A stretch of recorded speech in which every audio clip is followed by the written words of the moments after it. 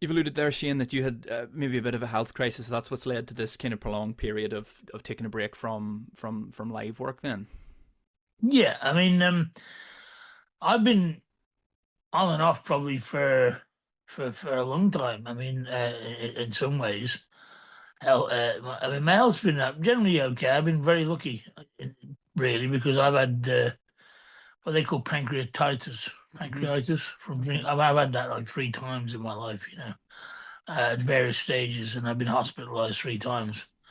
Um, and it's quite lucky to bounce back as I have done. yeah, You know, through drinking, and you don't like to think that you're like a quote unquote alcoholic. You go, no, I've got a handle on it. You think you have because you go on a tour and you come back, yeah, and then you switch it off.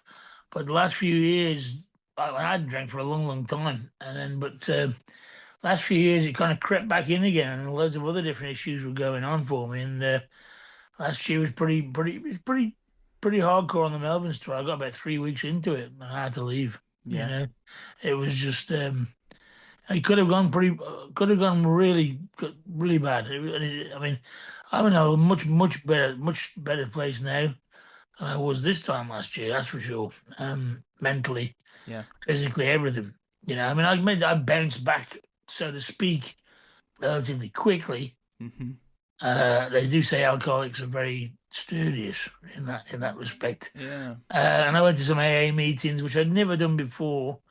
I found that kind of interesting from perspectives of looking at listening to them talk and reading the alcoholic the big blue book as they call it, and going, okay, I recognize myself in these pages. I'm also kind of into my Jungian psychology, Yeah. which is an ever learning experience. You can't sort of take it quote unquote for you because every person's different, but the whole looking at your inner shadow and your personas and the ego and the various things.